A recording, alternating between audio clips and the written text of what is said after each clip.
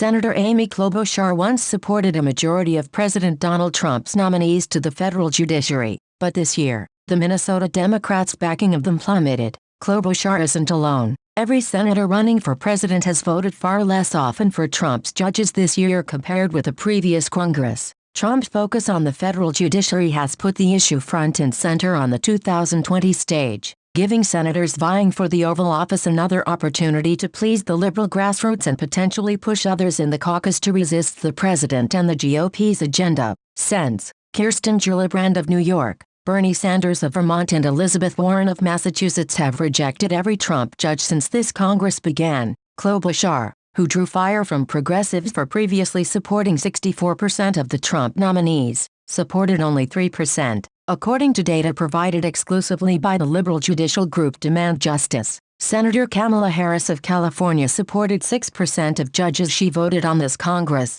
compared with 51% previously. Senator Cory Booker of New Jersey voted for 49% of Trump's nominees last Congress and 11% this year. You could ask me about each nominee, and each one has something wrong with their record, Gillibrand said. They're either unqualified or they have views that are so disproportionately outside the norm that I couldn't support them. Of the 2020 candidates, Senator Michael Bennet of Colorado voted for Trump judges the most, at 31% this Congress, but still down from 67% the previous Congress. But it's not just 2020 Democrats. Growing opposition to Trump judges is part of a broader trend within the Senate Democratic caucus. According to Demand Justice's data, Democrats on average are voting far less often for Trump judges. That's in part because of a pressure campaign from progressive groups like Demand Justice, as well as fewer deals between Republican and Democratic leaders to confirm whole batches of judges on voice votes. Democrats have also blamed the White House for their choice in nominees. Senator Warren holds every nominee to the high standard appropriate for a lifetime appointment to the federal judiciary, said Ashley Woolheater, a spokesperson for Warren. Unfortunately, this administration and Senate Republicans do not. Procedural changes are also a factor. Republicans partially discarded a long-standing policy that gave Democrats more say over home state judicial nominees, leading to more partisan appointments. Both Gillibrand and Harris cited that as a key reason for their opposition to Trump judicial nominees, and with the recent rules change to speed up confirmations, Democrats have more opportunity to vote down partisan picks. This is pretty basic. Every single Democratic senator's support for judicial nominees dropped significantly when the Republicans forced through a rule change to further limit debate on judicial nominees, said a Klobuchar spokesperson in a statement. As ranking member of the Senate Rules Committee, Senator Klobuchar led the fight against this raw Republican exercise of power and was particularly and fervently opposed. Demand Justice tallied its data by calculating Democrats' key procedural votes that advanced judicial nominees to a full vote, using public information. If a senator wasn't present for the procedural vote, the group counted the final vote.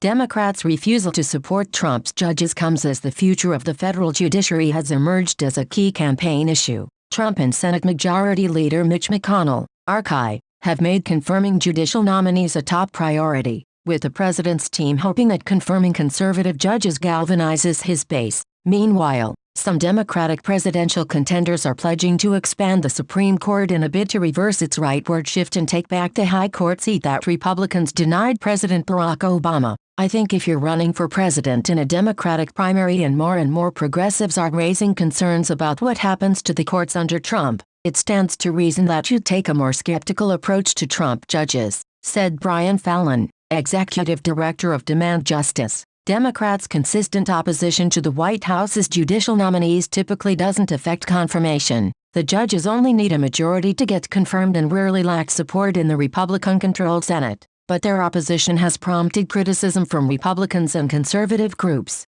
who say Democrats are merely playing politics. They've lost their minds, said Senator John Cornyn, R. Texas, a member of the Senate Judiciary Committee. It's just reflexive, so I don't think it's any reflection on the nominees in particular. They're just opposed to anything and everything the president is for. The topic of the federal judiciary even came up in the first Democratic debate in June. Booker pledged that he would appoint judges who would enforce antitrust law, while Julian Castro and Sanders vowed to nominate only judges who upheld Roe v. Wade. Sanders added that he believed that constitutionally we have the power to rotate judges to other courts, which he said brings in new blood into the Supreme Court. Both conservative and liberal judicial groups are planning to capitalize on the issue during the 2020 campaign cycle. The Conservative Judicial Crisis Network spent $1.1 million on national advice intended to pressure former Vice President Joe Biden and other 2020 candidates to release a list of who they would appoint to the Supreme Court. Citing Trump's decision to release a list during his 2016 campaign,